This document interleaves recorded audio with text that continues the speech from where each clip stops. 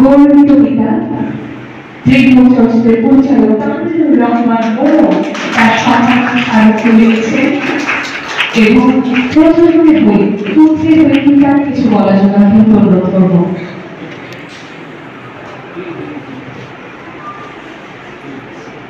আরো কিছু আমি পরে বলবো, আপাতত একটু বলি। এই চলচ্চিত্রটার নাম প্রথমে নির্বাচন করা ছিল বাজার। হ্যাঁ, তো আমার সন্তানকে আমি প্রায়ই বাগান বলে ডাকি। তো এখানে পিতৃত্বটাই মূল বিষয় ছিল। তো একদিন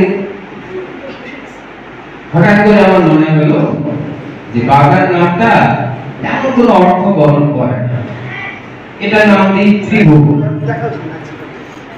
আমি ছেলের সঙ্গে আলাপ করলাম, ও বলল যে ত্রিভুবন মানে কি? আমি বললাম যে ত্রিভুবন মানে একটা পুরুষের তিনটা রূপ, তিনটা দৃষ্টি, তিনটা চোখ আমি বোঝাতে চাইছি। যে আমরা যখন জন্ম নিই একটা নারীর তিনটা রূপ,